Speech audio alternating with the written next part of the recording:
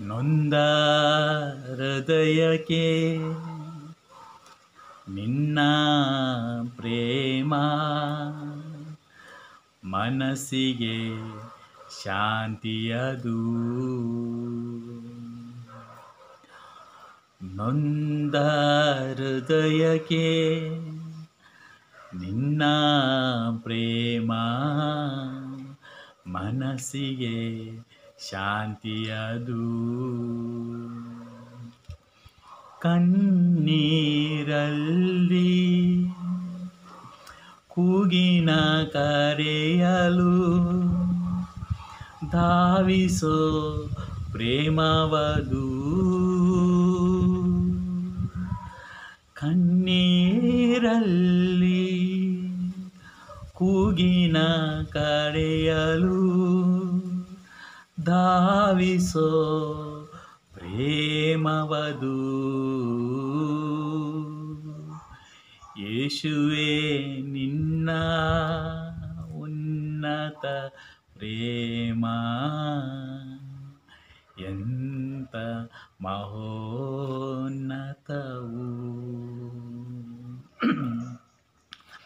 ದೇವರ ಪ್ರೀತಿಯೇ ಶ್ರೀಯೇಸು ರೂಪದಿ ಹೃದಯವ ತುಂಬಿದೆಯೋ.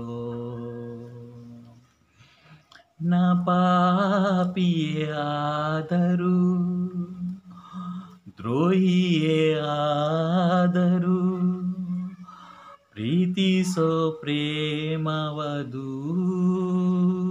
ನಾ ಪಾಪಿಯೂ ಆದರೂ ದ್ರೋಹಿಯೂ ಆದರೂ ಪ್ರೀತಿಸೋ ಪ್ರೇಮವದು. ಯೇಸುವೇ ನಿನ್ನ ಉನ್ನತ ಪ್ರೇಮ,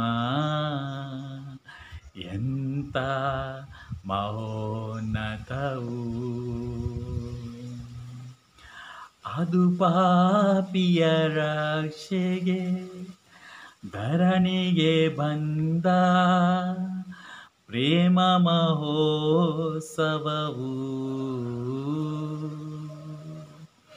ಯೇಸುವೇ ನಿನ್ನ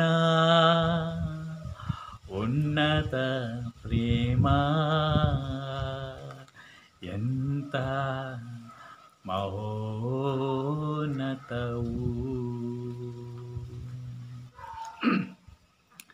ದೇವರ ನಾಮಕ್ಕೆ ಸ್ತೋತ್ರವಾಗಲಿ. ಪ್ರೀತಿಯ ಸಹೋದರ ಮತ್ತು ಸಹೋದರಿಯರೇ, ನಮಗೆ ನಮ್ಮ ಈ ವಿಶ್ವಾಸದ ಜೀವನದಲ್ಲಿ ಬಹುಶಃ ಸಾಕಷ್ಟು ಬಾರಿ ಕಾಡಬಹುದಾದ ಒಂದು ಕ್ಲಿಷ್ಟಕರವಾದ ಪ್ರಶ್ನೆ ಅದೇನೆಂದರೆ, ಇನ್ನೇನು ಸಾಯುತ್ತಿದ್ದಾನೆ ಒಂದು ವ್ಯಕ್ತಿ ಎಂಬುದಾಗಿ ನಮಗೆ ಅನಿಸುತ್ತದೆ. ನಮ್ಮ ಕಣ್ಣ ಮುಂದೆ ನಮಗೆ ಸ್ಪಷ್ಟವಾಗಿ ಗೊತ್ತಾಗುತ್ತಿದೆ, ಭೂಮಿಯ ಮೇಲೆ ಇವನ ದಿನಗಳು ಮುಗಿಯುತ್ತಾ ಬಂತು, ಇನ್ನೇನು ಸಾಯುವ ಗಳಿಗೆ ಹತ್ತಿರವಾಗಿದೆ. ಆದರೆ ಕುಟುಂಬದವರು ನಮ್ಮನ್ನು ಕರೀತಾರೆ, ಬಾ ಪ್ರಾರ್ಥನೆ ಮಾಡು. ಅಂಥ ಸಮಯದಲ್ಲಿ ಏನಂತ ಪ್ರಾರ್ಥನೆ ಮಾಡಲಿ? ದೇವ ಅವನನ್ನು ಗುಣಪಡಿಸುವಂಥ ಪ್ರಾರ್ಥನೆ ಮಾಡಲ? ದೇವ ಅವನನ್ನು ನಿನ್ನ ಬಳಿ ಕರೆದುಕೊಂಡು ಹೋಗುವಂಥ ಪ್ರಾರ್ಥನೆ ಮಾಡಲ? ಸಾಕಷ್ಟು ಬಾರಿ ಪ್ರಾರ್ಥನೆಗೆ ಬಾ ಅಂತ ಕರೆಯುವವರ ಒಂದು ಆಶೆ ಇರುತ್ತದೆ. ಅದೇನೆಂದರೆ, ಈ ಪ್ರಾರ್ಥನೆ ಮಾಡುವವನನ್ನು ನಾನು ಕರೆದರೆ ಖಂಡಿತವಾಗಿ ಸಾಯುತ್ತಿರುವ ನನ್ನ ತಂದೆ, ನನ್ನ ತಾಯಿ, ನನ್ನ ಅಜ್ಜ, ನನ್ನ ಅಜ್ಜಿ, ನನ್ನ ಮಗ, ನನ್ನ ಮಗು, ನನ್ನ ಸಹೋದರ ಸಹೋದರಿ ಖಂಡಿತವಾಗಿ ಇವರು ಪ್ರಾರ್ಥನೆ ಮಾಡಿದರೆ ಗುಣ ಹೊಂದುತ್ತಾನೆ ಎಂಬ ಆಶೆಯಿಂದ ಪ್ರಾರ್ಥನೆಗೆ ಬಾ ಅಂತ ಕರೆಯುತ್ತಾರೆ. ನಮಗೆ ಅನಿಸ್ಬೋದು, ಇವರಿಗೆ 90 ವರ್ಷವಾಗಿದೆ, 95 ವರ್ಷವಾಗಿದೆ, 70 ವರ್ಷವಾಗಿದೆ, 60 ವರ್ಷ ಆಗಿದೆ. ದೀರ್ಘಕಾಲ ದೇವರು ಇವರಿಗೆ ಜೀವಿಸುವ ವರದಾನವನ್ನು ಕರುಣಿಸಿದ್ದರು. ಆದರೆ ಈಗ ಅವಧಿ ಮುಗೀತಾ ಬಂದಿದೆ. ನಮಗೆ ಅನಿಸ್ಬೋದು ಇದು ಆಯಿತು, ಆದರೆ ಕುಟುಂಬದವರಿಗೆ ಅಯ್ಯೋ ತುಂಬ ಪ್ರೀತಿ ಮಾಡುವ ವ್ಯಕ್ತಿಯವರು, ಅವರಿಗೆ ಈ ಮನುಷ್ಯ ಸಾಯುವುದೇ ಬೇಡ, ಏನಂತ ಪ್ರಾರ್ಥನೆ ಮಾಡಲಿ? ದೇವ ಇವನನ್ನು ಇನ್ನೂ ಜಾಸ್ತಿ ಕಾಲ ಬದುಕಿಸುವಂಥ ಪ್ರಾರ್ಥನೆ ಮಾಡಲ, ಗುಣಪಡಿಸುವಂಥ ಪ್ರಾರ್ಥನೆ ಮಾಡಲ, ದೇವ ನಿನ್ನ ಬಳಿ ಕರೆದುಕೊಂಡು ಹೋಗುವಂಥ ಪ್ರಾರ್ಥನೆ ಮಾಡಲಿ. ಆಕ್ಸಿಡೆಂಟಿಗೆ ತುತ್ತಾದ ಯುವಕರು, ಇನ್ನೇನು ಗಂಭೀರ ಕಾಯಿಲೆಯಿಂದ ತುತ್ತಾದ ಮಕ್ಕಳು ನೋಡುವಾಗ ಅನಿಸ್ತದೆ ಮುಗಿಯಿತು. ಆದರೆ ತಂದೆ ತಾಯಿಗಳ ಕಣ್ಣಲ್ಲಿ ಆಶೆ, ನನ್ನ ಮಗು ಬದುಕಬೇಕು, ಖರ್ಚು ಮಾಡ್ತಿದ್ದಾರೆ, ಅವರ ಜೀವವನ್ನೇ ಕೊಡಲಿಕ್ಕೆ ಅವರು ತಯಾರಿದ್ದಾರೆ, ಆದರೆ ನನ್ನ ಮಗು ಬದುಕಬೇಕು.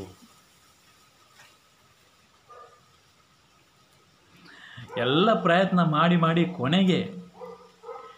ಕೊನೆಯ ಅಸ್ತ್ರ ಎಂಬಂತೆ ನಿನ್ನನ್ನು ಕರೆದಿದ್ದಾರೆ. ಪ್ರಾರ್ಥನೆ ಮಾಡು. ನೀನು ಪ್ರಾರ್ಥನೆ ಮಾಡಿದರೆ ಸರಿಯಾಗುತ್ತದೆ. ಏನಂತ ಪ್ರಾರ್ಥನೆ ಮಾಡುತ್ತಿ? ಕಣ್ಣ ಮುಂದೆ ಕಾಣ್ತಾ ಇದೆ, ಮುಗಿಯಿತು, ಇನ್ನು ಏನು ಇಲ್ಲ ಇಲ್ಲಿ. ಏನಂತ ಪ್ರಾರ್ಥನೆ ಮಾಡಲಿ? ದೇವ ಗುಣಪಡಿಸುವಂಥ ಪ್ರಾರ್ಥನೆ ಮಾಡಲ, ದೇವ ಕರೆದುಕೊಂಡು ಹೋಗುವಂಥ ಪ್ರಾರ್ಥನೆ ಮಾಡಲ. ಬದುಕಿದರೂ ಇನ್ಯಾವ ಪ್ರಯೋಜನಕ್ಕೆ ಇಲ್ಲದವ ಅಂತ ನಮಗೆ ಅನಿಸ್ತದೆ. ಏನಂತ ಪ್ರಾರ್ಥನೆ ಮಾಡಲಿ? ಪ್ರಿಯರೇ, ಇದೊಂದು ಕ್ಲಿಷ್ಟಕರವಾದ ಸಂದಿಗ್ಧ ಪರಿಸ್ಥಿತಿ. ಇಂಥ ಸಮಯದಲ್ಲಿ ನಮಗೆ ದೇವರ ವಾಕ್ಯವೇ ಏನಂತ ಪ್ರಾರ್ಥನೆ ಮಾಡಲಿ, ಹೇಗಂತ ಪ್ರಾರ್ಥನೆ ಮಾಡಲಿ ಎಂಬುದಾಗಿ ತಿಳಿಸಿಕೊಡುತ್ತದೆ. ಫಾದರ್ ಮ್ಯಾಕ್ನಟ್ ಎಂಬವರು ಬರೆದ 2 ಪುಸ್ತಕಗಳು, ಆ ಪುಸ್ತಕಗಳ ಅಧ್ಯಯನ ನನಗೆ ಈ ವಿಷಯದಲ್ಲಿ ಸಾಕಷ್ಟು ಸಹಕಾರಿಯಾಯಿತು. ಒಂದು ಪುಸ್ತಕ ಹೀಲಿಂಗ್, ಇನ್ನೊಂದು ಪುಸ್ತಕ ದ ಪವರ್ ಟು ಹೀಲ್ ಎಂಬ 2 ಪುಸ್ತಕಗಳು. ದೇವ ಸೇವೆಯಲ್ಲಿ ನಿರತರಾಗಿರೋರು, ಪ್ರಬೋಧನೆಯಲ್ಲಿ ಹಾಗೂ ಹೀಲಿಂಗ್ ಮಿನಿಸ್ಟ್ರಿಯಲ್ಲಿ ನಿರತರಾಗಿರೋರು, ಡಿಲಿವರೆನ್ಸ್ ಮಿನಿಸ್ಟ್ರಿಯಲ್ಲಿ ನಿರತರಾಗಿರೋರು, ತನ್ನನ್ನೇ ತಾನೇ ತೊಡಗಿಸಿಕೊಂಡು ಇರುವವರು, ಅಥವಾ ಪವಿತ್ರಾತ್ಮರಿಂದ ಗುಣಪಡಿಸುವ ವರದಾನವನ್ನು ನಾನು ಪಡೆದಿದ್ದೇನೆ ಅಂತ ಯಾರಿಗೆ ಅನಿಸ್ತದೆ, ಅವರು ಈ ಪುಸ್ತಕವನ್ನು ಖಂಡಿತವಾಗಿ ಓದಬೇಕಾದ ಪುಸ್ತಕಗಳು. ಹೀಲಿಂಗ್ ಮತ್ತು ಪವರ್ ಟು ಹೀಲ್, ಗೂಗಲ್ ಸರ್ಚಲ್ಲಿ ನೀವು ಸರ್ಚ್ ಮಾಡಿದರೆ ಈ ಪುಸ್ತಕಗಳು ಸಿಗ್ತವೆ. ಬೆಲೆ ಸುಮಾರು 1,500ದಿಂದ 2,000 ಇದ್ದಿರಬಹುದು. ಆದರೆ ಪ್ರಿಯರೇ, ಅಧ್ಯಯನ ಮಾಡತಕ್ಕ 2 ಪುಸ್ತಕಗಳು. ಇಲ್ಲಿ ಈ ಗುಣಪಡಿಸುವ ಈ ಮಿನಿಸ್ಟ್ರಿಯ ಬಗ್ಗೆ ದೈವಶಾಸ್ತ್ರೀಯವಾಗಿ ಪವಿತ್ರ ಪುಸ್ತಕದ ಆಧಾರದ ಮೇಲೆ ಒಂದು ಸ್ಪಷ್ಟವಾದ ಚಿತ್ರಣವನ್ನು ಆ 2 ಪುಸ್ತಕಗಳಲ್ಲಿ ನಾವು ಓದುತ್ತೇವೆ. ಫಾದರ್ ಮ್ಯಾಕ್ನಟ್ ಅವರು ತಮ್ಮ ಜೀವನದ ಅನುಭವ, ಅವರು ಈ ಮಿನಿಸ್ಟ್ರಿಯಲ್ಲಿ ಅವರು ಮುಂದಾಳತ್ವ ವಹಿಸಿದವರು, ಪಯಾನಿಯರ್ ಅಂತ ನಾವು ಏನು ಹೇಳ್ತೇವೆ, ಅವರು ಫಾದರ್ ಮ್ಯಾಕ್ನಟ್ ಅವರು ತನ್ನೆಲ್ಲ ಅನುಭವವನ್ನು ಕ್ರೋಢೀಕರಿಸಿ ಹಾಗೂ ಬೇರೆ ಇಂಥದ್ದೇ ಸೇವೆಯಲ್ಲಿ ನಿರತರಾಗಿರುವ ಬೇರೆಯವರೆಲ್ಲರ ಅನುಭವಗಳನ್ನು ಕ್ರೋಢೀಕರಿಸಿ, ಬರೀ ಕಥೋಲಿಕ ಮಾತ್ರವಲ್ಲ, ಕಥೋಲಿಕ್, ಪ್ರೊಟೆಸ್ಟೆಂಟ್, ಪೆಂಟೆಕಾಸ್ಟಲ್ಸ್ ಎಲ್ಲ ಸಭೆಯವರ, ಎಲ್ಲ ಪಾಸ್ಟರ್ಸ್ಗಳ ಅವರ ಅನುಭವಗಳನ್ನು ಕ್ರೋಢೀಕರಿಸಿ ಅವರು ಬರೆದಿರುವ ಸುಂದರವಾದ ಈ 2 ಪುಸ್ತಕಗಳು, healing and power to heal. ಅಲ್ಲಿ ನಾನು ಓದಿದ ಒಂದು ವಿಷಯ ಅದೇನೆಂದರೆ, ಫಾದರ್ ಅವರು ಹೇಳ್ತಾರೆ, ಎಂಥದೇ ಪರಿಸ್ಥಿತಿ ಅದಿರಲಿ, ಅದು ಇನ್ನು 1-2 ನಿಮಿಷದಲ್ಲಿ ಸಾಯುತ್ತೇನೆ ಎಂಬ ಪರಿಸ್ಥಿತಿ ಇರಲಿ, ಅಲ್ಲಿ ನೀವು ದೇವ ಅವನನ್ನು ಗುಣಪಡಿಸು ಎಂಬುದಾಗಿ ಪ್ರಾರ್ಥಿಸುವುದರಲ್ಲಿ ಯಾವುದೇ ರೀತಿಯ ಅಲ್ಲಿ ಮುಜುಗರ ಪಡಬೇಕಾಗಿಲ್ಲ. ನೀವು ಧೈರ್ಯದಿಂದ, ನೀವು ವಿಶ್ವಾಸದಿಂದ ದೇವ ಅವರನ್ನು ಗುಣಪಡಿಸು ಎಂಬುದಾಗಿ ಪ್ರಾರ್ಥನೆ ಮಾಡಬಹುದು. ಹಾಗಾದರೆ ಇದನ್ನು ಕೇಳ್ತಿರೋವರಿಗೆ ಒಂದು ಸಂಶಯ ಕಾಡಬಹುದು ಪ್ರಿಯರೇ. ಅದೇನೆಂದರೆ, ಆಯಿತು ದೇವ ಗುಣಪಡಿಸುವಂತ ನೀನು ಪ್ರಾರ್ಥನೆ ಮಾಡಿದ್ದಿ, ಅಲ್ಲಿ ಗೇಟ್ ಬಳಿ ಹೋಗುವಾಗ ಇಲ್ಲಿ ಮನುಷ್ಯ ಸತ್ತೇ ಹೋದ ಅಂತ ಯೋಚನೆ ಮಾಡಿ ಈ ಪರಿಸ್ಥಿತಿಯನ್ನು ಎದುರಿಸುವುದು ಹೇಗೆ? ಕುಟುಂಬದವರು ತುಂಬ ಒಂದು ಆಶೆಯಿಂದ ಇವನನ್ನು ಬಾ ಪ್ರಾರ್ಥನೆ ಮಾಡು ಅಂತ ಕರೆದರೆ ನನ್ನ ಮನುಷ್ಯ ಸ್ವಸ್ಥನಾಗುವನು ಎಂಬ ಆಶೆಯಿಂದ ನಿನ್ನನ್ನು ಕರೆದಿದ್ದರು. ಆಗ ಅವರೆಲ್ಲರ ಎದುರು ನೀನು ಭಾರಿ ಒಂದು ಉತ್ಸಾಹದಿಂದ ದೇವ ಇವನನ್ನು ಗುಣಪಡಿಸುವಂಥ ವಿಶ್ವಾಸದಿಂದ ಪ್ರಾರ್ಥನೆ ಮಾಡಿದೆ. ಅಲ್ಲಿ ಹೋಗುವಾಗ ಈ ಮನುಷ್ಯ ಇಲ್ಲಿ ಸತ್ತೇ ಹೋದರೆ ಅವರಿಗೆ ಅನಿಸಬಹುದು, ಭಾರಿ ದೊಡ್ಡ ದೇವ ಸೇವಕ ಅಂತ ಇವನನ್ನು ನಾವು ಎನಿಸಿಕೊಂಡಿದ್ದೆವು, ಎಲ್ಲ ಏನೂ ಪ್ರಯೋಜನ ಇಲ್ಲದವ, ಏನೂ ಪವರ್ ಇಲ್ಲದವ, ಇವ ಪ್ರಾರ್ಥನೆ ಮಾಡಿದ್ದು ನನ್ನ ಮನುಷ್ಯ ಸತ್ತೇ ಹೋದ, ಬಂದ ಪ್ರಾರ್ಥನೆ ಮಾಡಿದಾದರೆ ಒಂದೇ ವಾರದಲ್ಲಿ ಸತ್ತೇ ಹೋದ, 2 ವಾರದಲ್ಲಿ ಸತ್ತು ಹೋದ. ಪ್ರಿಯರೇ, ಇದೊಂದು ಪ್ರಾಕ್ಟಿಕಲ್ ಅಂತ ಹೇಳ್ತೇವೆ, ಇದು ಜೀವನದಲ್ಲಿ ನಡೆಯುವಂಥದ್ದು. ಇಂಥದ್ದು ಯಾರು ಹೇಳಲಿಕ್ಕೆ ಸಾಧ್ಯ ಇಲ್ಲ. ನಾನು ಪ್ರಾರ್ಥನೆ ಮಾಡಿದವರು ಎಲ್ಲ ಗುಣ ಹೊಂದಿದ್ದಾರೆ ಅಂತ ಹೇಳಿಕೊಳ್ಳುವಂಥದ್ದು ಎಲ್ಲೂ ಸಾಧ್ಯ ಇಲ್ಲ ಪ್ರಿಯರೇ. ನಾನು ಪ್ರಾರ್ಥನೆ ಮಾಡಿದವರು ಯಾರು ಸತ್ತಿಲ್ಲ ಅಂತ ಹೇಳೋದು ಎಲ್ಲೂ ಸಾಧ್ಯ ಇಲ್ಲ. ಹಾಗಾದರೆ ಈ ಪರಿಸ್ಥಿತಿ, ಹಾಗಾದರೆ ಯಾವ ಧೈರ್ಯದಲ್ಲಿ ನಾವು ದೇವ ಇವನನ್ನು ಗುಣಪಡಿಸು ಎಂಬುದಾಗಿ ಪ್ರಾರ್ಥನೆ ಮಾಡಬಹುದು? ಅದಕ್ಕೆ ಉತ್ತರ ಏನೆಂದರೆ, ಗುಣಪಡಿಸುವಿಕೆ ಏನೆಂಬುದನ್ನು ನಾವು ದೈವಶಾಸ್ತ್ರದ ಆಧಾರದ ಮೇಲೆ, ಪವಿತ್ರ ಗ್ರಂಥದ ಆಧಾರದ ಮೇಲೆ ಗುಣ ಹೊಂದುವುದು ಎಂದರೆ ಏನು ಎಂಬುದು ನಮಗೆ ಸ್ಪಷ್ಟವಾಗಿ ಗೊತ್ತಿರಬೇಕು. ಅನ್ಫಾರ್ಚುನೇಟ್ ಅಂತ ಹೇಳ್ತೇವೆ, ಅನ್ಫಾರ್ಚುನೇಟ್ಲಿ ಏನೆಂದರೆ ನಮ್ಮಲ್ಲಿ ಸಾಕಷ್ಟು ವಿಶ್ವಾಸಿಗಳು ಅಂತ ಏನು ಹೇಳ್ತೇವೆ, ಅವರಿಗೆ ಗುಣ ಹೊಂದುವುದು ಎಂಬುದು ಏನು, ಮೃತ್ಯು ಎಂಬುದು ಏನು, ನಿತ್ಯ ಜೀವನ ಎಂಬುದು ಏನು, ಇದರ ಬಗ್ಗೆ ಜ್ಞಾನದ ಕೊರತೆ ಬಹಳವಾಗಿ ಕಾಡುತ್ತದೆ.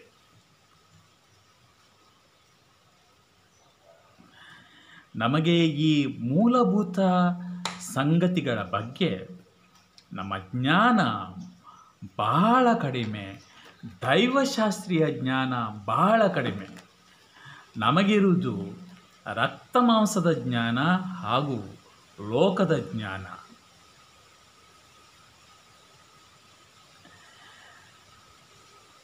ಫಾದರ್ ಮ್ಯಾಕ್ನೆಟ್ ಅವರು ನಮಗೆ ಪವಿತ್ರ ಪುಸ್ತಕದಲ್ಲಿ ಬರೆದುದನ್ನು ಪುನಃ ನೆನಪು ಮಾಡಿಸಿ ಹೇಳ್ತಾರೆ, ಮೃತ್ಯು ಎಂಬುದು ಅದು ಒಂದು ಸಂಪೂರ್ಣ ಗುಣ ಹೊಂದಿದ ಪರಿಸ್ಥಿತಿ.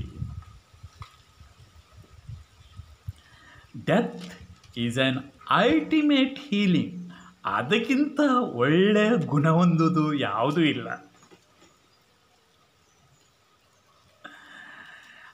ಒಬ್ಬ ಮನುಷ್ಯ ಸಂಪೂರ್ಣವಾಗಿ ಗುಣ ಹೊಂದುವುದು, ಅವನ ಶರೀರ ಸಂಪೂರ್ಣವಾಗಿ ಗುಣ ಹೊಂದುವುದು, ಅದು ಆತನ ಮೃತ್ಯುವಿನಲ್ಲಿ. ಅಷ್ಟು ತನಕ ವಿವಿಧ ರೀತಿಯ ಬ್ಯಾನಿಗಳು ಮನುಷ್ಯನಿಗೆ ಕಾಡುತ್ತಲೇ ಇರುತ್ತವೆ, ವಿವಿಧ ರೀತಿಯ ರೋಗಗಳು ಅವನಿಗೆ ಕಾಡುತ್ತಲೇ ಇರ್ತವೆ, ಶಾರೀರಿಕವಾಗಿಯೂ ಮಾನಸಿಕವಾಗಿಯೂ. ಎಲ್ಲ ಮಾನಸಿಕ ರೋಗಗಳಿಗೂ ಚಿಂತೆ, ವ್ಯಥೆ, ನೋವು, ನಿರಾಶೆ, ಅಂಜಿಕೆ ಎಲ್ಲ ಮನಸ್ಸಿಗೆ ಸಂಬಂಧಪಟ್ಟ ರೋಗಗಳಿಗೂ ಹಾಗೂ ಶರೀರಕ್ಕೆ ಸಂಬಂಧಪಟ್ಟ ರೋಗಗಳಿಗೂ ಕೊನೆಯ ಒಳ್ಳೆಯ ಗುಣ ಹೊಂದುವಿಕೆ ಅಂದರೆ ಅದು ಮೃತ್ಯು.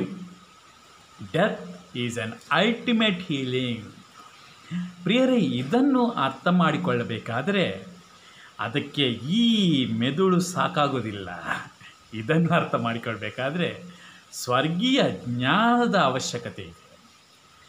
ಇಲ್ಲಿ ಯೇಸು ಲಾಜರಸನ ಸಮಾಧಿಯ ಬಳಿ ಹೋಗಿ ಅಲ್ಲಿ ಆತ ಮಾರ್ತಾ ಮತ್ತು ಮೇರಿಯೊಂದಿಗೆ ಮಾಡಿದ ಸಂಭಾಷಣೆ, ಅಲ್ಲಿ ಯೇಸು ಹೇಳಿದ ಒಂದು ಮಾತು, ನನ್ನಲ್ಲಿ ವಿಶ್ವಾಸವಿಟ್ಟವನು ಎಂದೂ ಸಾಯುವುದಿಲ್ಲ, ಅವನು ಸತ್ತರೂ ನಿತ್ಯ ಬದುಕುತ್ತಾನೆ, ನಿತ್ಯ ಜೀವಿಸುತ್ತಾನೆ. ಪ್ರಿಯರೇ, ಮೃತ್ಯು ಎಂಬುದು ಅದು ಯೇಸುವಲ್ಲಿ ವಿಶ್ವಾಸ ಇಟ್ಟ ವಿಶ್ವಾಸಿಗೆ ಮೃತ್ಯು ಎಂಬುದು ಇಲ್ಲ. ಅವನಿಗೆ ಬರೀ ಇರುವುದು ನಿತ್ಯ ಜೀವನ. ಹಾಗಾದರೆ ಈಗ ಶರೀರಕ್ಕೆ ಆದದ್ದು ಏನು? ಶರೀರಕ್ಕೆ ಆದದ್ದು ಸಂಪೂರ್ಣವಾದ ಸ್ವಸ್ಥತೆ, ಎಲ್ಲ ಬಂಧನಗಳಿಂದ ಬಿಡುಗಡೆ. ಪ್ರಿಯರೇ, ಯೇಸುವಲ್ಲಿ ದೃಢವಾಗಿ ವಿಶ್ವಾಸವಿಟ್ಟುಕೊಂಡು ಯೇಸುವಿನ ವಚನದಂತೆ ಜೀವಿಸಿದ ವ್ಯಕ್ತಿಗೆ, ಪೂಜೆ ಪುರಸ್ಕಾರಗಳಲ್ಲಿ ನಿರತನಾದ ವ್ಯಕ್ತಿಗೆ ಅಲ್ಲ ಪ್ರಿಯರೇ, ಅಲ್ಲ, ಅದು ಅಲ್ಲ.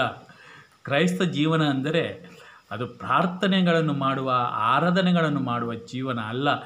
ಯೇಸುವಿನ ಮಾತಿನಂತೆ ಜೀವಿಸುವ, ಯೇಸುವಿನ ಬೋಧನೆಗೆ ಅನುಸಾರವಾಗಿ ಜೀವಿಸುವುದು ಅದು ಕ್ರೈಸ್ತ ಜೀವನ. ಅಲ್ಲಿ ಆರಾಧನೆಗಳು, ಅಲ್ಲಿ ಪ್ರಾರ್ಥನೆ, ಅಲ್ಲಿ ಸಂಪ್ರದಾಯಗಳು ಅದೊಂದು ಭಾಗ ಮಾತ್ರ ವಿನ ಅದು ಸಂಪೂರ್ಣವಾದ ಜೀವನವಲ್ಲ. ಸಂಪೂರ್ಣವಾದ ಜೀವನ ಯೇಸುವಿನ ಮಾತುಗಳನ್ನು ಅತ್ಯಂತ ಶ್ರದ್ಧೆಯಲ್ಲಿ ಜೀವಿಸುವುದು. ನನಗೆ ಬದುಕಲಿದ್ದರೂ ಸಾಯಲಿದ್ದರೂ, ಲಾಭವಾದರೂ ನಷ್ಟವಾದರೂ ಯೇಸು ತೋರಿಸಿದ ಹಾದಿಯಲ್ಲೇ ಆ ಮಾತುಗಳಿಗೆ ಅನುಸಾರವಾಗಿಯೇ ನಾನು ಜೀವಿಸುತ್ತೇನೆ. ಅದು ಯೇಸುವಲ್ಲಿ ವಿಶ್ವಾಸ ಇಟ್ಟ ಜೀವನ. ಹಾಗೂ ಆ ಜೀವನ ನಡೆಸಿದ ವ್ಯಕ್ತಿಗೆ ದೇವರ ವಾಕ್ಯ ಹೇಳ್ತದೆ, ಅವನಿಗೆ ಮೃತ್ಯು ಎಂಬುದೇ ಇಲ್ಲ, ಆತನಿಗಿರುವುದು ಬರೀ ನಿತ್ಯ ಜೀವನ. ಅಲ್ಲಿ ಇದಕ್ಕೆ ಪೂರಕವಾಗಿ ಪ್ರಕಟಣಾ ಗ್ರಂಥ ಅಧ್ಯಾಯ 14 ವಾಕ್ಯ 13ರಿಂದ ಅಲ್ಲಿ ನಾವೊಂದು ಸುಂದರವಾದ ಮಾತನ್ನು ಓದುತ್ತೇವೆ.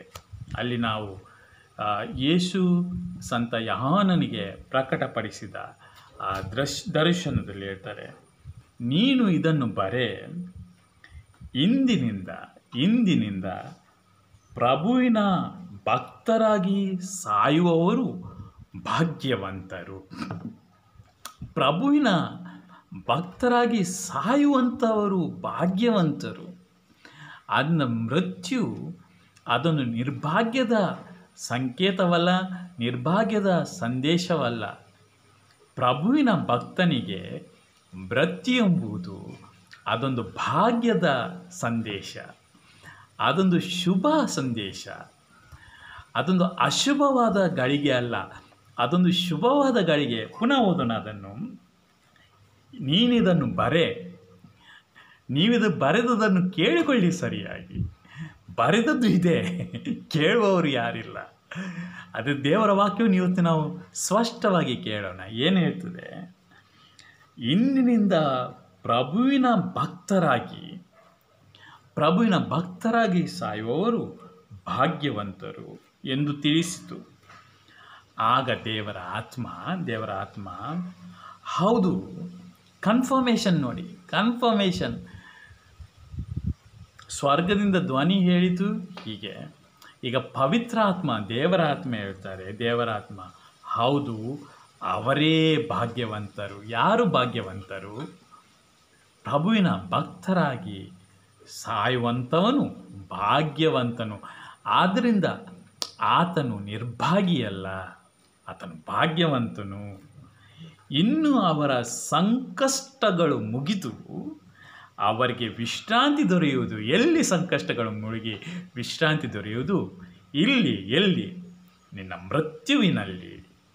ಪ್ರಿಯರ, ಆದ್ದರಿಂದ ದೇವರು ಕೊಡುವ ಸಕಲ ಆಶೀರ್ವಾದಗಳ ಪೈಕಿ ನಮ್ಮ ಶರೀರಕ್ಕೆ ದೇವರು ಕೊಡುವ ಒಂದು ಶ್ರೇಷ್ಠವಾದ ಉನ್ನತವಾದ ಆಶೀರ್ವಾದ ಅದು ನಮ್ಮ ಮೃತ್ಯು. ಪ್ರಿಯರೇ, ಇದು ದೇವರ ಭಕ್ತನಿಗೆ ಒಂದು ದೇವರ ಶ್ರೇಷ್ಠವಾದ ಉನ್ನತವಾದ ಆಶೀರ್ವಾದ. This is an ultimate healing. Is a time to rejoice. ಅಯ್ಯೋ ದೇವ, ಎಷ್ಟು ಶ್ರೇಷ್ಠ ಆಶೀರ್ವಾದ ಅಂತ ಹೇಳ್ಕೊಂಡು ನಂತರ ಮಲಗಿಯೇ ಬಿಡುವುದು. ಅವರ ಸಂಕಷ್ಟಗಳು ಮುಗಿದು ಅವರಿಗೆ ವಿಶ್ರಾಂತಿ ದೊರೆಯುವುದು.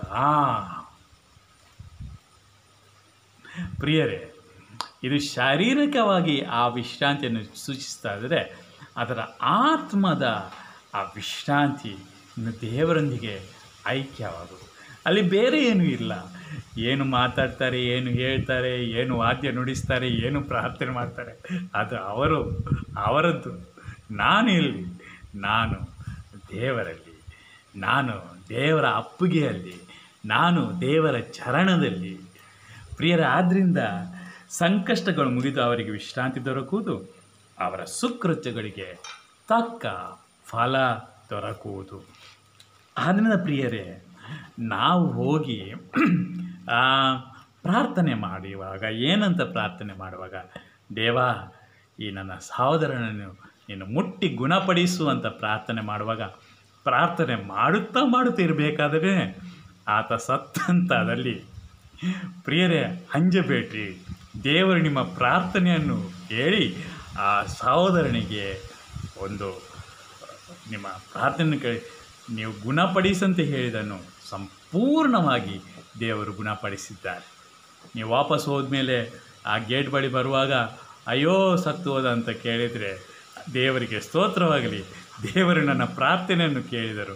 ಅವರು ಹೇಳ್ಬೋದು, ಇಲ್ಲ ನೀವು ಗುಣಪಡಿಸಿ ಅಂತ ಪ್ರಾರ್ಥನೆ ಮಾಡಿದ್ದೀರಿ ಬ್ರದರ್, ಅದೀಗ ಸತ್ತೇ ಹೋದನಲ್ಲ ಅಂತ ಹೇಳಿದರೆ, ಇಲ್ಲ ಸಹೋದರ, ಇಲ್ಲ ಸಹೋದರಿ, ಅವ ಸತ್ತಿಲ್ಲ, ಅವ ಸಂಪೂರ್ಣವಾಗಿ ಗುಣ ಹೊಂದಿದ್ದಾನೆ ಎಂಬುದಾಗಿ ಹೇಳಿ ಈ ಪ್ರಕಟಣಾ ಗ್ರಂಥದ ಅಧ್ಯಾಯ 14 ವಾಕ್ಯ 13 ನಾವು ಅವರಿಗೋಸ್ಕರ ತಿಳಿಸಿದ್ದೇವೆ.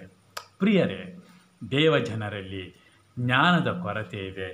ಸಾಕಷ್ಟು ಬಾರಿ ನಮ್ಮ ಜನರಲ್ಲಿ, ನಮ್ಮ ವಿಶ್ವಾಸಿಗಳಲ್ಲಿ, ನಮ್ಮ ಸಹೋದರ ಸಹೋದರಿ, ನಮ್ಮದೇ ಕುಟುಂಬದಲ್ಲಿ ಪ್ರಿಯರೇ, ಎಲ್ಲ ಬಿಡಿ, ಪ್ರಾರ್ಥನೆ ಮಾಡುವ ದೇವರ ಸೇವಕರುಗಳಲ್ಲಿಯೇ ಈ ಶ್ರೇಷ್ಠವಾದ ವಿಶ್ವಾಸದ ಕೊರತೆ ಕಂಡುಬರುತ್ತಿರೋ ಸಂದರ್ಭದಲ್ಲಿ ನಾವು ಬರೀ ಈ ರಕ್ತಮಾಂಸದ ಶರೀರದ ಸ್ಥಿತಿಗತಿಗಳನ್ನೇ ಗಮನಿಸ್ತೇವೆ ವಿನಾ ಅದರ ಹಿಂದೆ ದೇವರ ಅದ್ಭುತವಾದ ಯೋಜನೆಗಳು ಏನಿವೆ, ಆ ರಹಸ್ಯಗಳು ಏನಿವೆ, ಅದನ್ನು ಗ್ರಹಿಸಲು ನಾವು ಮಂದಮತಿಯವರಾಗುತ್ತೇವೆ. ಪ್ರಿಯರೇ, ಸಾವು ಎಂಬುದು ಎಲ್ಲರಿಗೆ ಬರುವುದಿಲ್ಲ ಪ್ರಿಯರೇ, ಎಲ್ಲರಿಗೆ ಬರುವುದಿಲ್ಲ. ಈ ಸಾವಿನ ಆಶೀರ್ವಾದ, ನಾನು ಮಾತಾಡೋದು ಭಕ್ತರ ಜನರ ಬಗ್ಗೆ ಪ್ರಿಯರೇ, ದೇವರನ್ನು ನಿರ್ಲಕ್ಷಿಸುವವರ ಬಗ್ಗೆ ಅಲ್ಲ, ದೇವರ ಮಾತುಗಳನ್ನು ನಿರ್ಲಕ್ಷಿಸುವವರ ಬಗ್ಗೆ ಅಲ್ಲ, ದೇವರ ಬಗ್ಗೆ ಸ್ವಲ್ಪನೂ ಯೋಚನೆ ಮಾಡದ ವ್ಯಕ್ತಿಯ ಬಗ್ಗೆ ಅಲ್ಲ. ಅದು ಅದು ಅದು ಬೇರೆ, ಅದು ದೇವರ ಮತ್ತು ಅವರಿಗೆ ನಡುವೆ ಸಂಬಂಧಪಟ್ಟದ್ದು. ನಾವು ಅದರ ಬಗ್ಗೆ ಏನು ಹೇಳುವಂಥದ್ದಿಲ್ಲ. ಇದೆಲ್ಲ ದೇವರಲ್ಲಿ ದೃಢವಾಗಿ ವಿಶ್ವಾಸವಿಟ್ಟು ಆ ಅದರಿಂದ ಪ್ರಿಯರೇ, ನಾವು ನಮ್ಮ ಜೀವನದಲ್ಲಿ ಗಮನಿಸಬೇಕಾದ ಒಂದು ಅಂಶ ಏನೆಂದರೆ, ನಾವು ಈ ಮೃತ್ಯುವಿನ ಆಶೀರ್ವಾದ ನಮ್ಮದಾಗುವಂಥ ಜೀವನವನ್ನು ನಡೆಸುವ ಜವಾಬ್ದಾರಿ ಪ್ರತಿಯೊಬ್ಬ ದೇವರನ್ನು ನನ್ನವನು ಅಂತ ಸ್ವೀಕರಿಸಿದ ಆ ವ್ಯಕ್ತಿಗೆ ಇದೆ. ಪ್ರಿಯರೇ, ಆದ್ದರಿಂದ ಮೃತ್ಯು ಎಲ್ಲರಿಗೆ, ಆಶೀರ್ವಾದ ಎಲ್ಲರಿಗೆ ಅಷ್ಟು ಸುಲಭವಾಗಿ ದೊರೆಯುವುದಿಲ್ಲ. ಪ್ರಕಟಣಾ ಗ್ರಂಥ ಅಧ್ಯಾಯ 9 ವಾಕ್ಯ 5-9 ಇಡೀ ಅಧ್ಯಾಯವನ್ನು ನಾವು ಓದ್ಬೋದು. ಅದರಲ್ಲೂ ವಿಶೇಷವಾಗಿ 5ರಿಂದ ನಾವು ಓದೋಣ ಅಥವಾ 2ರಿಂದ ಓದೋಣ, ಆವಾಗ ನಮಗೆ ಸ್ವಲ್ಪ ಸ್ಪಷ್ಟವಾಗಿ ಅರ್ಥ ಆಗುತ್ತದೆ. ಅವನು ಆ ಕೂಪದ ಮುಚ್ಚಳವನ್ನು ತೆರೆದನು, ಅದರೊಳಗಿಂದ ದಟ್ಟ ಹೊಗೆ, ದೊಡ್ಡ ಕೂಲಿಮಂದರು ಬರುವಂತೆ ಮೇಲಿರುತ್ತೆ ದಟ್ಟ ಹೊಗೆ. ಪ್ರಿಯರೇ, ಅನುಭವ ಇದ್ದಿರ್ಬೋದು, ಎಲ್ಲೆಲ್ಲ ಹೊಗೆ ಇದೆ ಅಲ್ಲೆಲ್ಲ ಮನುಷ್ಯನಿಗೆ ನಿಲ್ಲಿಕ್ಕೆ ಬೇಡ, ಉಸಿರಾಟಕ್ಕೆ ತೊಂದರೆ. ನಮಗೆ ದೇವರ ಮಕ್ಕಳಿಗೆ ಬೇಕಾದುದು ದಟ್ಟ ಹೊಗೆಯ ಜೀವನವಲ್ಲ, ನಮಗೆ ಬೇಕಾದುದು ದೇವರು ಕೊಟ್ಟಿರುವ ತಂಗಾಳಿ ಪವಿತ್ರಾತ್ಮ, ಆ ಜೀವನ. ಆದರೆ ಪ್ರಿಯರೇ, ದಟ್ಟ ಹೊಗೆ ಇದರಿಂದ ಸೂರ್ಯನು ವಾಯುಮಂಡಲವು ಕಪ್ಪಾದವು, ಆ ಹೊಗೆಯೊಳಗಿಂದ ಮಿಡತೆಗಳು ಹೊರಟು ಭೂಮಿಗೆ ಬಂದವು. ಭೂಮಿಯಲ್ಲಿರುವ ಚೇಳಿಗಿರುವಂಥ ಶಕ್ತಿಯನ್ನು ಅವುಗಳಿಗೆ ಕೊಡಲಾಗಿತ್ತು. ಮಿಡತೆಗಳು ಆ ಚೇಳು ಅದರ ಬಳಿ ಭೂಮಿಯ ಕೆಳಗಿರ್ತದೆ, ಇಷ್ಟು ಜಾಸ್ತಿ ಅಂದರೆ ಬಂದು ಪಾದಕ್ಕೆ ಟುಯ್ ಅಂತ ಕಚ್ಚುವಾಗ ಇದು ಮಾಡ್ಬೋದು.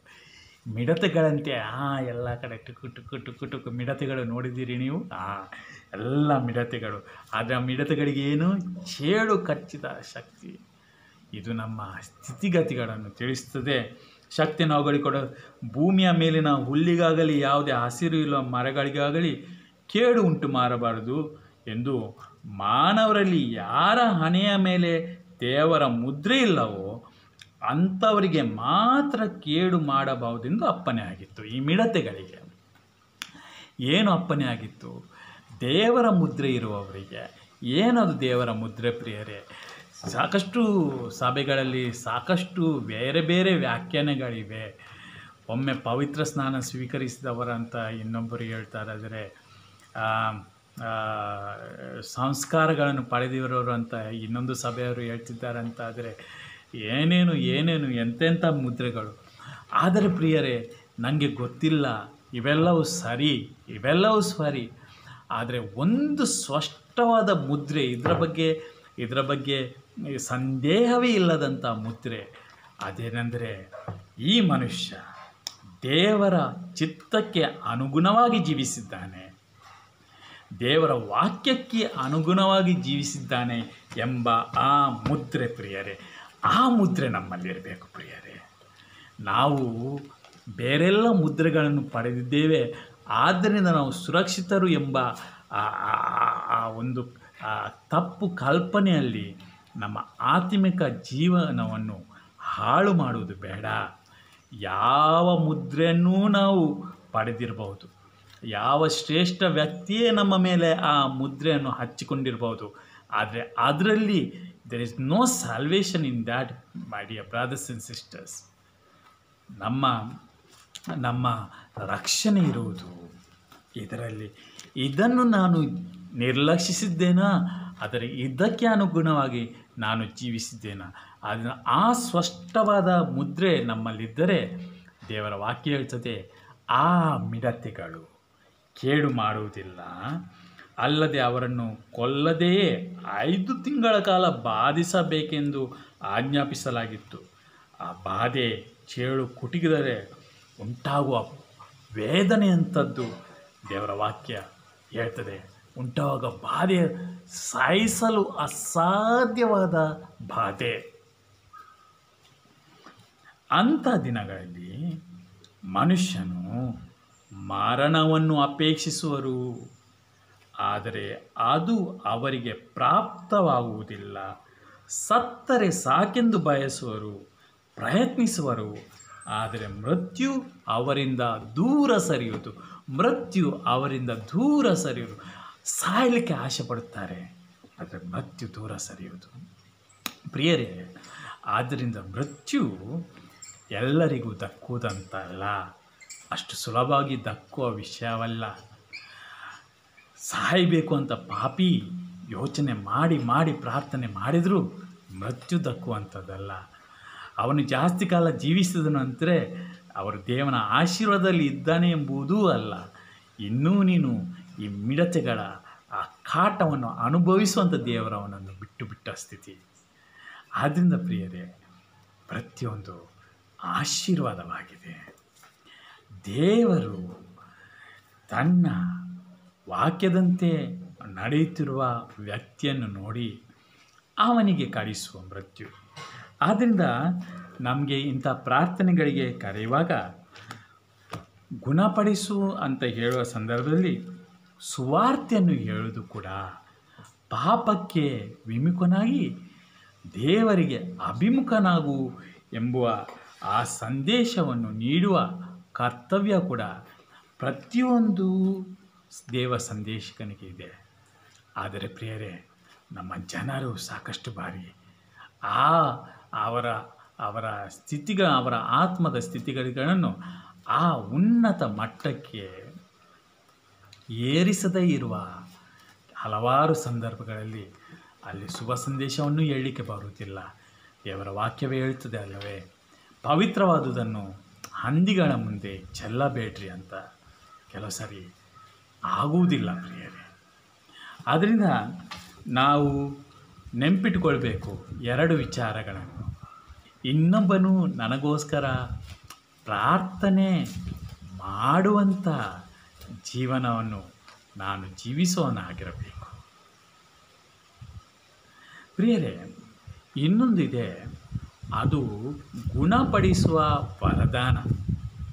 ದೇವರು ಕೊಟ್ಟ ಒಂದು ವಿಶೇಷ ವರದಾನ ಗುಣಪಡಿಸುವ ವರದಾನ. ಆ ವರದಾನ ಅದು ಪ್ರತಿಯೊಂದು ವ್ಯಕ್ತಿಗೆ ಆ ಗುಣಪಡಿಸುವ ವರದಾನವುಳ್ಳವನು ಗುಣಪಡಿಸಲಿಕ್ಕೆ ಆಗುತ್ತದೆ ಎಂಬುದಾಗಿ ಏನಿಲ್ಲ. ದೇವರ ಚಿತ್ತ ಈ ವ್ಯಕ್ತಿಯ ಮೂಲಕ ಆತ ಗುಣ ಹೊಂದಬೇಕು ಎಂತಾದಲ್ಲಿ ಪ್ರಿಯರೇ, ಅಂಥ ಸಂದರ್ಭದಲ್ಲಿ ಈ ವ್ಯಕ್ತಿಯು, ವರದಾನವುಳ್ಳ ವ್ಯಕ್ತಿಯು ದೇವರಲ್ಲಿ ಸಂಬಂಧವನ್ನು ಇಟ್ಟುಕೊಂಡು ಈ ಮನುಷ್ಯ ಗುಣ ಹೊಂದುವವನೋ ಇಲ್ಲೋ, ಅದು ಹೇಗೆ ಅವನ ವರದಾನವನ್ನು ಬಳಸಿಕೊಳ್ಳುವುದು, ಅದೊಂದು ಸೂಕ್ಷ್ಮವಾದ ವಿಚಾರವಾಗಿದೆ ಪ್ರಿಯರೇ. ನಾವು ಇಲ್ಲಿ ಎರಡು ವಿಷಯಗಳನ್ನು ಗಮನಿಸಬೇಕು. ಒಂದು, ಗುಣಪಡಿಸುವ ವರದಾನವುಳ್ಳವನು, ಅವನು ತನ್ನ ವರದಾನದಿಂದ ಗುಣಪಡಿಸುವುದು. ಇನ್ನೊಂದು, ಪ್ರಾರ್ಥನೆ ಮಾಡುವುದು. ಈ ಎರಡು ವಿಚಾರಗಳು. ಎಲ್ಲ ಪ್ರಾರ್ಥನೆ ಮಾಡುವವರು ಗುಣಪಡಿಸುವ ವರದಾನವನ್ನು ಹೊಂದಿರುವವರು ಅಲ್ಲ. ಹಾಗಂತೇಳಿ ಅವರ ಪ್ರಾರ್ಥನೆಗೆ ಬೆಲೆ ಇಲ್ಲ ಅಂತನೂ ಅಲ್ಲ ಪ್ರಿಯರೇ.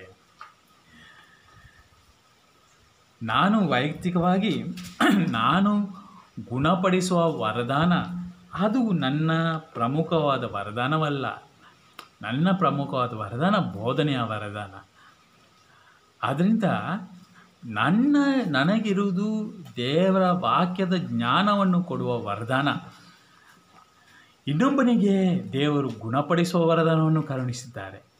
ಇನ್ನೊಬ್ಬನಿಗೆ ಅದ್ಭುತವೆಸಗುವ ಕಾರ್ಯವನ್ನು, ಅಂಥ ವರದಾನವನ್ನು ಕೊಟ್ಟಿದ್ದಾರೆ. ಆದರೆ ಪ್ರತಿಯೊಬ್ಬ ವರದಾನ ಹೊಂದಿರುವ ವ್ಯಕ್ತಿ ತನ್ನ ವರದಾನವನ್ನು ಹೇಗೆ ಬಳಸ್ಕೊಳ್ಬೇಕು, ಎಂಥ ಪರಿಸ್ಥಿತಿಯಲ್ಲಿ ಬಳಸ್ಕೊಳ್ಬೇಕು, ಇದನ್ನು ಅತ್ಯಂತ ಸೂಕ್ಷ್ಮವಾಗಿ ಗಮನಿಸಬೇಕಾಗುತ್ತದೆ. ದೇವರೊಳಗೆ ಅಂಥ ಸಂಬಂಧದಲ್ಲಿ ಇದ್ದುಕೊಂಡು ಆ ವರದಾನವನ್ನು ಬಳಸಿಕೊಳ್ಬೇಕಾಗ್ತದೆ ಪ್ರಿಯರೇ. ಒಂದು ಘಟನೆಯನ್ನು ನಾನು ನಿಮಗೆ ಹೇಳುತ್ತೇನೆ. ನಾನು ಒಂದು ಸಾರಿ, ಇದು ನಿಜವಾಗಿ ಇದ್ದದ್ದು ಇದ್ದ ಹಾಗೆ, ಒಂದು ಚರ್ಚಲ್ಲಿ ಕೂತು ನಾನು ಪ್ರಾರ್ಥನೆ ಮಾಡುತ್ತಿರುವ ಸಂದರ್ಭದಲ್ಲಿ ಅಲ್ಲಿ ಒಬ್ಬರು ಬೆಳಿಗ್ಗೆಯಿಂದ, ನಾನು ತುಂಬ ಹೊತ್ತು ಆ ಚರ್ಚಲ್ಲಿ ಕಳೀತಿದ್ದೆ, ಯಾಕಂದರೆ ಅಲ್ಲಿ ನಾನು ಸೇವೆ ಮಾಡುತ್ತಿದ್ದೆ. ಅಲ್ಲಿ ಬೆಳಿಗ್ಗೆಯಿಂದ ಗುಲ್ಬರ್ಗ ಕೆಥೆಡ್ರಲ್ ಅಂತ ಹೇಳ್ತೇವೆ, ಕೆಥೆಡ್ರಲ್ಲಿ, ಗುಲ್ಬರ್ಗ ಕೆಥೆಡ್ರಲ್, ನಿಮ್ಮಲ್ಲಿ ಸಾಕಷ್ಟು ಮಂದಿ ಅದನ್ನು ನೋಡುತ್ತಿರಬಹುದು. ಒಂದು ಬೆಳಿಗ್ಗೆಯಿಂದ ಒಬ್ಬ ವ್ಯಕ್ತಿ ಅಲ್ಲಿದ್ದ. ಮಧ್ಯಾಹ್ನ ಊಟಕ್ಕೂ ಹೋಗಿಲ್ಲ. ನಾನು ಸಂಜೆ ಸಮಯದಲ್ಲಿ ಆ ವ್ಯಕ್ತಿಯಲ್ಲಿ ಹೋಗಿ ಕೇಳಿದೆ, ಯಾಕೆ ನೀವು ಬೆಳಗಿಂದ ಇಲ್ಲಿ ಚರ್ಚಲ್ಲಿದ್ದೀರಿ? ನಾನು ಗಮನಿಸಿದ್ದೇನೆ, ನೀವು ಆಚೆನೂ ಹೋಗಿಲ್ಲ, ಈಚೆನೂ ಹೋಗಿಲ್ಲ. ಅದಕ್ಕೆ ಅವರು ಹೇಳಿದರು, ನಾನು ಫಾದರಿಗಾಗಿ ಕಾಯ್ತಾ ಇದ್ದೇನೆ. ಏನಾಯಿತು ಅಂತ ಹೇಳಿದೆ. ಅವ್ರು ಹೇಳಿದರು, ನಮ್ಮ ಒಬ್ಬ ಯುವಕ, ಅವನಿಗೆ ಆಕ್ಸಿಡೆಂಟ್ ಆಗಿದೆ, ಅವನು ಗಂಭೀರವಾಗಿ ಇದ್ದಾನೆ. ಯಾರು ಹೇಳಿದರು, ಚರ್ಚಿಗೆ ಹೋಗಿ ಫಾದರನ್ನು ಕರೆದುಕೊಂಡು ಬಂದು ಪ್ರಾರ್ಥನೆ ಮಾಡಿದರೆ ಅವನು ಗುಣ ಹೊಂದುತ್ತಾನೆ, ಅದಕ್ಕಾಗಿ ನಾನು ಬಂದಿದ್ದೇನೆ. ಏನಾಯಿತು? ಅವರಿಗೆ ಫಾದರ್ ಸಿಕ್ಕಿಲ್ಲ. ನಾನು ಹೋದೆ, ಅವರು ಸಂಜೆ ಸಿಕ್ಕುತ್ತಾರೆ ಅಂತ ಹೇಳಿದ್ದಾರೆ.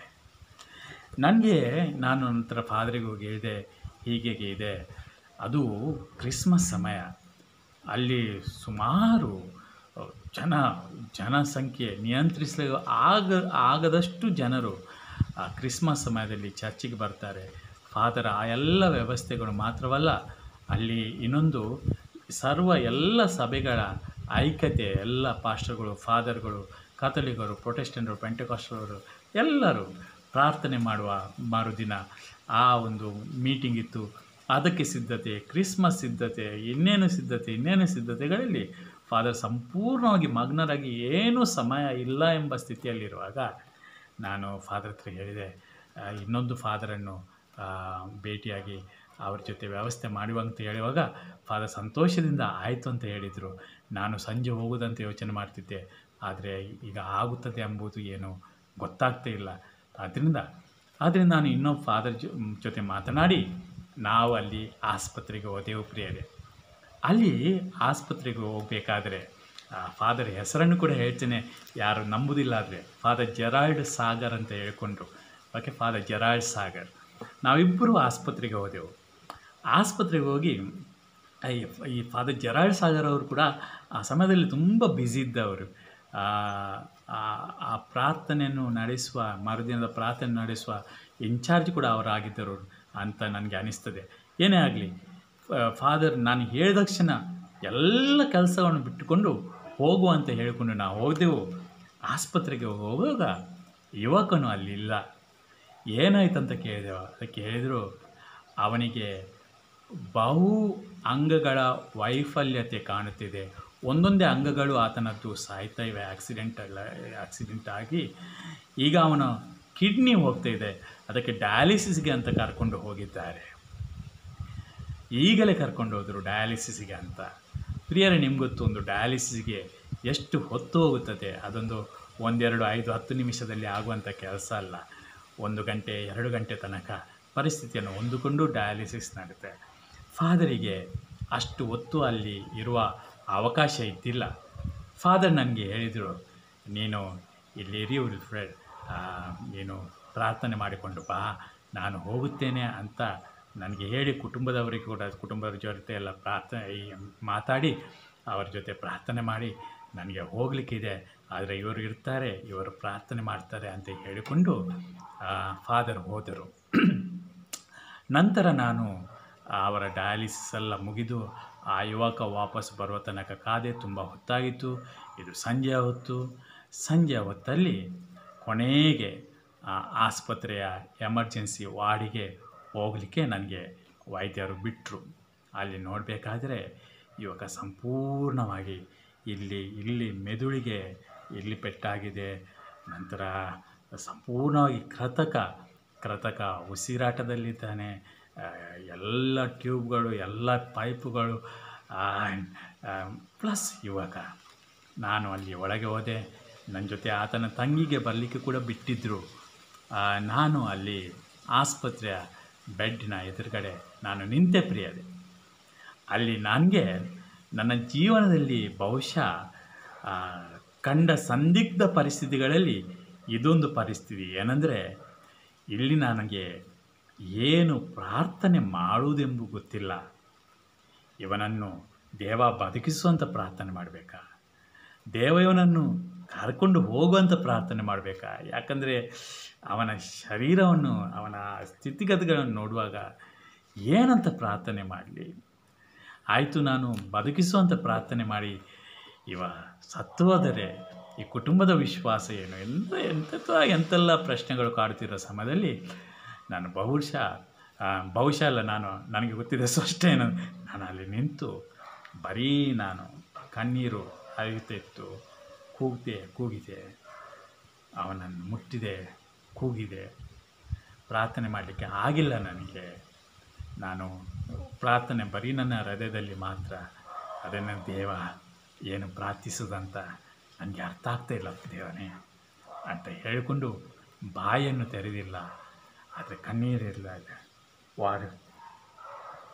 ಹೊರಗೆ ಬರುವಾಗ ಲಿಫ್ಟಲ್ಲಿ ಆ ಸಹೋದರನ ಆಕ್ಸಿಡೆಂಟ್ ಆದವನ ತಂಗಿ ನನ್ನಲ್ಲಿ ಕೇಳಿದರು, ಯಾಕೆ ಕೂಗಿದ್ರಿ ನೀವು?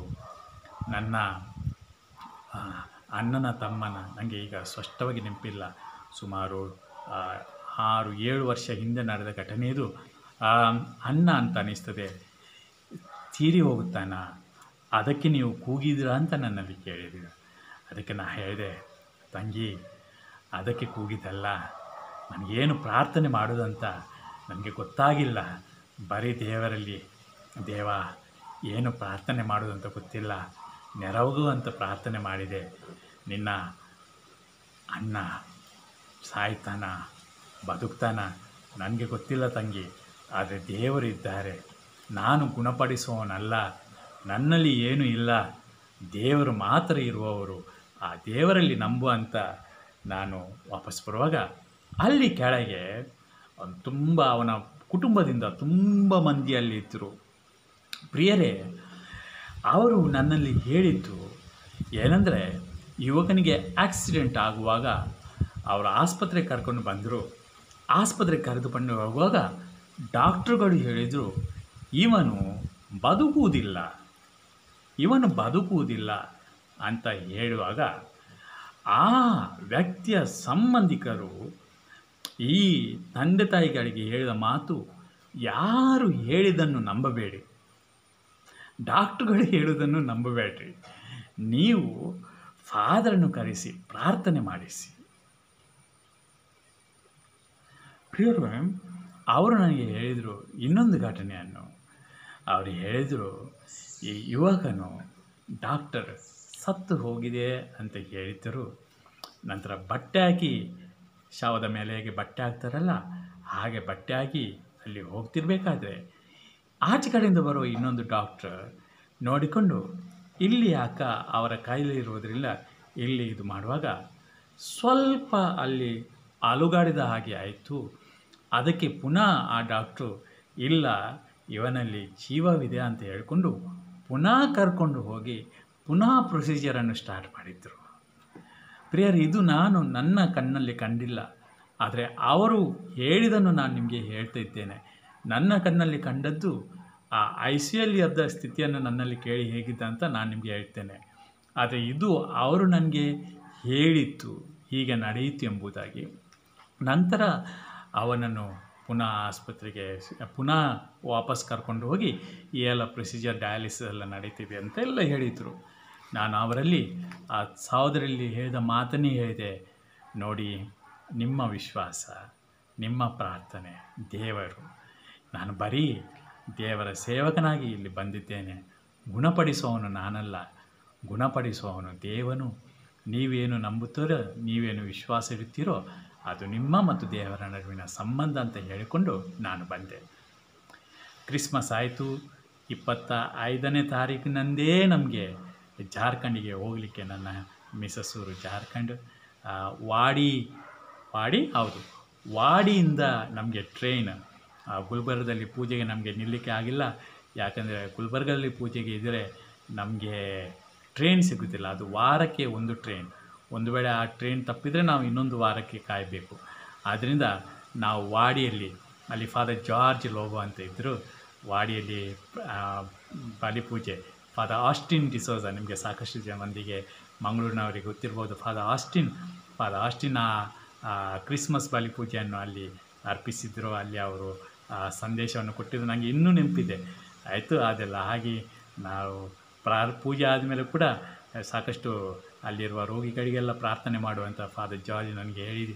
ಅದೆಲ್ಲ ಸರ್ವಿಸ್ ಆಗಿ ನಾವು ವಾಡಿಯಿಂದ ಟ್ರೈನಲ್ಲಿ ನಾವು ಜಾರ್ಖಂಡ್ಗೆ ಹೋದೆವು. ಅಲ್ಲಿ ಸುಮಾರು ಒಂದು 10 ದಿನ ಇದ್ಕೊಂಡು ವಾಪಸ್ ಬಂದೆವು. ವಾಪಸ್ ಬಂದ ಮೇಲೆ ಈಗ ನನಗೆ ನೆನಪು ಬಂತು, ಅಲ್ಲಿ ಯುವಕ ಇದ್ದನಲ್ಲ, ನನ್ನ ಲೆಕ್ಕದಲ್ಲಿ ಈ ಯುವಕ ಇಷ್ಟರಲ್ಲಿ ಸರಿ ಹೋಗಿದ್ದಾನೆ, ತೀರಿ ಹೋಗಿದ್ದಾನೆ, ಅಥವಾ ಈ ಯುವಕ ಅಲ್ಲಿ ಏನೋ ಇನ್ನೂ ಆಸ್ಪತ್ರೆಯಲ್ಲಿದ್ದಾನೆ. ಆದರೆ ನನಗೆ ಆಸ್ಪತ್ರೆಗೆ ಹೋಗಬೇಕು ಅಂತ ಅನಿಸಿತ್ತು, ಆದರೆ ಆ ಸಂದರ್ಭ ಕೂಡಿ ಬಂದಿಲ್ಲ. ಯಾಕಂದರೆ ನನ್ನ ಮರಿಯಾಡಿಗೆ ಅವಳಿಗೆ ಹಲ್ಲಿನ ಕೆಲವು ಸಮಸ್ಯೆಗಳಿದ್ದವು. ಅದಕ್ಕೆ ಚಿತ್ತಾಪುರ ಎಂಬ ಊರಲ್ಲಿ, ಚಿತ್ತಾಪುರ ಊರಲ್ಲಿ ಅಲ್ಲಿ ಒಂದು ಡೆಂಟಿಸ್ಟ್, ಅಲ್ಲಿ ವಿದೇಶದಿಂದ ಡಾಕ್ಟ್ರುಗಳು ಬಂದಿದ್ದರು, ಸ್ಪೆಷಲೈಸ್ಡ್ ಡಾಕ್ಟ್ರು ಬಂದಿದ್ದರು. ಅಲ್ಲಿ ಫ್ರೀ ಟ್ರೀಟ್ಮೆಂಟ್ ಇತ್ತು. ಅದಕ್ಕೆ ನಾನು ನನ್ನ ಮಗುವನ್ನು ಕರ್ಕೊಂಡು ಅಲ್ಲಿ ಹೋದೆ. ಅಲ್ಲಿ ಹೋಗಿ ನನ್ನ ಮಗುವಿನ ಹಲ್ಲು ಅದನ್ನು ಗಮನಿಸಿದ ಡಾಕ್ಟ್ರು ಹೇಳಿದು, ಇವಳಿಗೊಂದು ಎಕ್ಸ್ರೇ ಆಗಬೇಕು, ನಮ್ಮಲ್ಲಿರುವ ಎಕ್ಸ್ರೇ ಇದು ಆಗೋದಿಲ್ಲ, ಇನ್ನೊಂದು ವಿಶೇಷವಾದ ಎಕ್ಸ್ರೇಯನ್ನು ಹೇಳಿದರು. ಅದನ್ನು ನೀನು ಗುಲ್ಬರ್ಗದಲ್ಲಿದೆ, ಅಲ್ಲಿ ಒಂದು ಇರುವ ಒಂದು ಆಸ್ಪತ್ರೆ ಹೆಸರನ್ನು ಬರೆದು ಕೊಟ್ಟಿದ್ದರು. ಅಲ್ಲಿ ಹೋಗಿ ನೀನು ಈ ಆಕ್ಸಿಡೆಂಟ್ ಮಾಡಿಸ್ತಾ ಅಂತ ಹೇಳುವಾಗ ನಾನು ಮರಿಯಾ ಮತ್ತು ನನ್ನ ಮಿಸ್ಸಸ್ ಟೀನಾ ನಾವು ಆ ಆಕ್ಸಿರೆಗೆ ಅಂತ ಹೋಗಿ ಒಂದು ಕಡೆ ನಡ್ಕೋತ ಹೋಗಬೇಕಾದ್ರೆ ನಮ್ಮ ಎದುರುಗಡೆ ಒಂದು ಸ್ಕೂಟರ್ ಸಡನ್ನಾಗಿ ನಿಂತಿತು. ಗುಲ್ಬರ್ಗದಲ್ಲಿ ಈ ಹೆಣ್ಮಕ್ಕಳು ಅಲ್ಲಿ ವಿಶೇಷವಾಗಿ ಬಿಸಿಲು, ನಾವೆಲ್ಲ ಮಾಸ್ಕ್ ಆಗೋದನ್ನೆಲ್ಲ ಕೊರೋನಾ ಬಂದ ಮೇಲೆ ನೋಡಿದ್ದೇವೆ. ಆದರೆ ಗುಲ್ಬರ್ಗದಲ್ಲಿ ಆ ಹೆಣ್ಮಕ್ಕಳು ಯಾವಾಗಲೂ ಅವರ ಕಣ್ಣನ್ನು ಇಷ್ಟು ಬಿಟ್ಟು ಉಳಿದೆಲ್ಲವನ್ನು ಅವರು ಕ್ರಿಶ್ಚಿಯನ್ಸ್ ಇರಲಿ, ಹಿಂದೂ ಇರಲಿ, ಮುಸ್ಲಿಮ್ಸ್ ಇರಲಿ, ಯಾರೂ ಆಗಲಿ ಅವರು ಸಂಪೂರ್ಣವಾಗಿ ಮುಚ್ಚುತ್ತಾರೆ ಆ ಬಿಸಿಲಿನಿಂದ ಅವರನ್ನು ತಡ್ಕೊಳ್ಳೋದಕ್ಕೆ. ಅದನ್ನು ಅವಳು ನಿಲ್ಲಿಸುವಾಗ ಯಾರಂತ ನನಗೆ ಗೊತ್ತಾಗಿಲ್ಲ.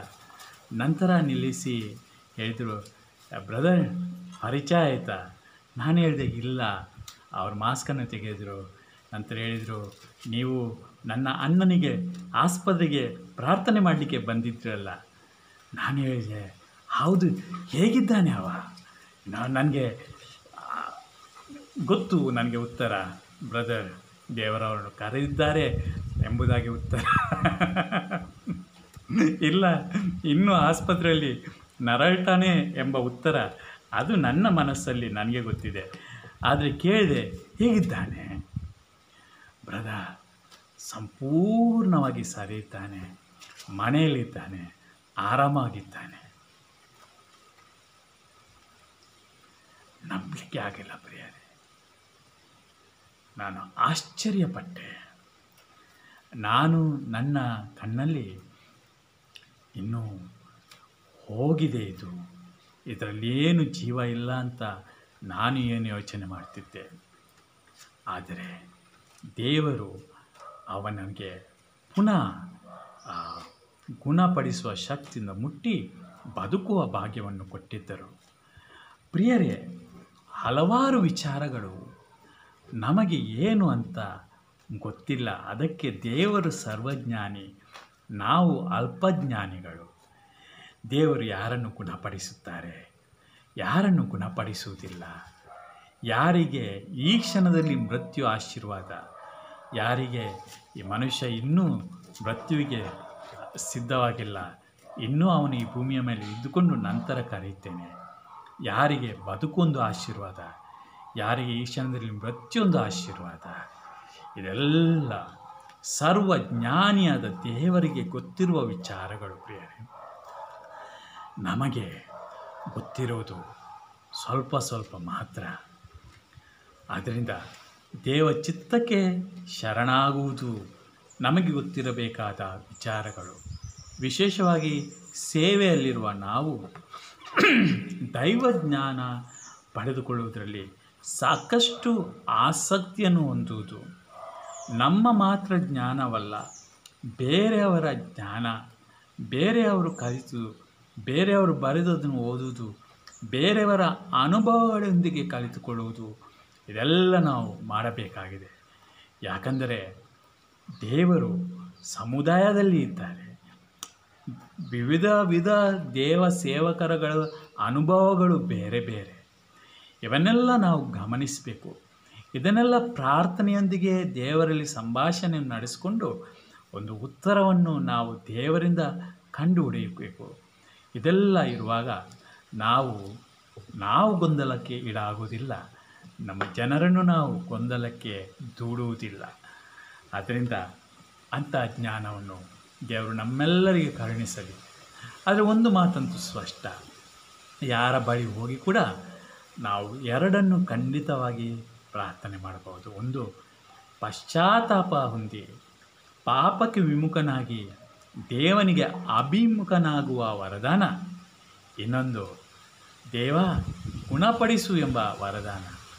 ಯಾಕಂದರೆ ಒಂದು ವೇಳೆ ಆ ನಮ್ಮ ಪ್ರಾರ್ಥನೆಯೊಂದಿಗೆ ವ್ಯಕ್ತಿ ಮರಣವನ್ನು ಅಪ್ಪಿದರೂ ಕೂಡ ದೇವರು ಖಂಡಿತವಾಗಿ ಆತನ ಮರಣದಲ್ಲಿ ಆತನನ್ನು ಗುಣಪಡಿಸಿದ್ದಾರೆ ಎಂಬ ವಿಶ್ವಾಸ ನಮ್ಮಲ್ಲಿ ದೇವರು ಅವರ ವಾಕ್ಯದ ಮೂಲಕ ಮೂಡಿಸಿದ್ದಾರೆ. ಪ್ರಾರ್ಥಿಸೋಣ ಪ್ರಿಯರೇ.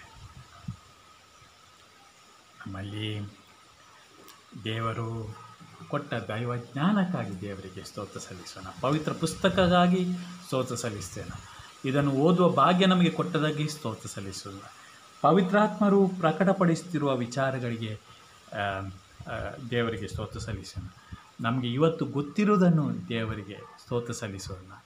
ನಮಗೆ ಗೊತ್ತಿರುವುದು ತುಂಬ ಕಡಿಮೆ, ಅದಕ್ಕೆ ದೇವರಿಗೆ ಸ್ತೋತ್ರ ಸಲ್ಲಿಸೋಣ. ಇನ್ನೂ ಸಾಕಷ್ಟು ನಾವು ಕಲಿಯಲಿಕ್ಕಿದೆ, ಗೊತ್ತು ಮಾಡಲಿಕ್ಕಿದೆ. ಅದು ದೇವರದನ್ನು ನಮಗೆ ಪ್ರಕಟಿಸ್ತಾರೆ, ಅದಕ್ಕೆ ಸ್ತೋತ್ರ ಸಲ್ಲಿಸೋಣ ಪ್ರಿಯರೇ. Hallelujah, hallelujah.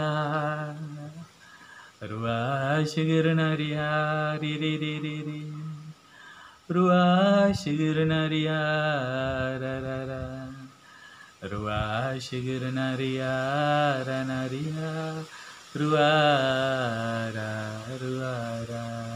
ರೋಗದ ಬಾಧೆಯಲಿ,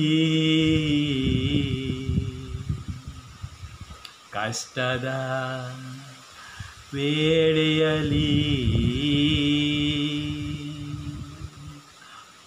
ರೋಗದ ಬಾಧೆಯಲಿ, ಕಷ್ಟದ ವೇಳೆಯಲಿ, ಸೌಖ್ಯದ ಶಾಂತಿಯ ವರವನ್ನು ನೀಡಿ ನಮ್ಮನ್ನು ದೃಢಪಡಿಸಿ, ಸೌಖ್ಯದ ಶಾಂತಿಯ ವರವನ್ನು ನೀಡಿ ನಮ್ಮನ್ನು ದೃಢಪಡಿಸಿ, ಸೀನಾಯ್ ಬೆಟ್ಟದಲ್ಲಿ ಇಳಿದು ಬಂದವನೇ, ಸೀನಾಯ್ ಬೆಟ್ಟದಲ್ಲಿ ಇಳಿದು ಬಂದವನೇ, ಆತ್ಮದ ನೀಗಿಸ ಬಾ ನಮ್ಮ ಹೃದಯದಲ್ಲಿ, ನಿಮ್ಮ ವರಗಳಿಂದ ನಮ್ಮನ್ನು ಬಲಪಡಿಸಿ, ಲೋಕದ ಶಕ್ತಿಯ ಎದುರಿಸಿ ಗೆಲ್ಲಲು ನಮ್ಮನ್ನು ದೃಢಪಡಿಸಿ. Hallelujah, hallelujah. ರುವಾಶಿಗಿರ್ನರಿಯಾ, ರುವಾಶಿಗಿರ್ನರಿಯಾ, ರು ರು ರು ರು ರು, ರುವಾಶಿಗಿರ್ನರಿಯಾ, ರುವಾರನರಿಯಾ, ರೋಶುರ್ನರಿಯಾ. ದೇವ ಆಶೀರ್ವದಿಸು ದೇವ. ವಿಶೇಷವಾಗಿ ಈ ವಿಡಿಯೋವನ್ನು ಕೇಳುತ್ತಿರುವ ಎಲ್ಲರನ್ನು ಆಶೀರ್ವದಿಸು. ದೈವ ಜ್ಞಾನದಿಂದ ನಮ್ಮೆಲ್ಲರನ್ನು ಆಶೀರ್ವದಿಸು. ಬೋಧಿಸುವವರ ಮೇಲೂ ಕೇಳುತ್ತಿರುವವರ ಮೇಲೂ ನಿಮ್ಮ ಆತ್ಮವನ್ನು ಸುರಿಸು ಸ್ವಾಮಿ. ಇದರಲ್ಲಿರುವ ಕೊರತೆಗಳನ್ನು ನೀನು ನೀಗಿಸು. ಇದ್ದದನ್ನು ಆಶೀರ್ವದಿಸಿ ಸ್ವಾಮಿ. ಇದ್ದ ಒಳ್ಳೆಯದನ್ನು 1000 ಪಟ್ಟು, ಕೋಟ್ಯಾನುಕೋಟಿ ಪಟ್ಟು ಜಾಸ್ತಿಯಾಗುವಂತೆ ಮಾಡು ದೇವ. ಯಾರೆಲ್ಲ ರೋಗಿಗಳಿದ್ದಾರೆ, ಇದನ್ನು ಕೇಳುತ್ತಿದ್ದಾರೆ, ಅವರನ್ನು ಸ್ವಸ್ಥಪಡಿಸು, ಗುಣಪಡಿಸು ದೇವ. ನೀನೇ ಅವರ ಗುಣ ಆಗಿದ್ದೀಯ ಸ್ವಾಮಿ. ಅವರ ಬಾಳಲ್ಲಿ ನೀನು ಇರುವುದೇ ಅವರ ಗುಣಪಡಿಸಲ್ಪಟ್ಟ ಸ್ಥಿತಿ. ಜೀವಿಸಿದರೂ ಸತ್ತರು, ರೋಗಗಳಿದ್ದರೂ ಗುಣ ಹೊಂದಿದರು, ಕಷ್ಟಗಳಿದ್ದರೂ ಸುಖವಾಗಿದ್ದರು. ಏನಿರಲಿ, ಹೇಗೆ ಇರಲಿ ಸ್ವಾಮಿ, ನಿನ್ನ ಜೊತೆ ಇರುವಾಗ ಎಲ್ಲವೂ ಆನಂದವೇ, ಎಲ್ಲವೂ ಆಶೀರ್ವಾದವೇ. ಸಾವು ಕೂಡ ಒಂದು ಆಶೀರ್ವಾದವೇ ದೇವ. ಯಾಕಂದರೆ ನಿನ್ನ ವಾಕ್ಯ ತಾನೇ ನಮಗೆ ಹೇಳಿತ್ತು, ನಿನ್ನೊಡನಿತ್ತು ಸಾಯುವವರು ಭಾಗ್ಯವಂತರು. ದೇವ, ಅವರು ಸಂಪೂರ್ಣವಾಗಿ ಗುಣ ಹೊಂದಿದ್ದಾರೆ. ಎಲ್ಲ ರೀತಿಯ ಶಾರೀರಿಕ, ಮಾನಸಿಕ, ಪ್ರಾಪಂಚಿಕ ಎಲ್ಲ ತೊಂದರೆಗಳಿಂದ ಅವರು ಗುಣ ಹೊಂದಿದ್ದಾರೆ. ದೇವ, ಅಂಥ ಗುಣಪಡಿಸುವ ಈ ಶಕ್ತಿ ಸ್ವಾಮಿ ಎಲ್ಲರಲ್ಲೂ ಹರಿದು ಹೋಗಲಿ ಅಂತ ನಿನ್ನಲ್ಲಿ ಪ್ರಾರ್ಥಿಸ್ತೇವೆ.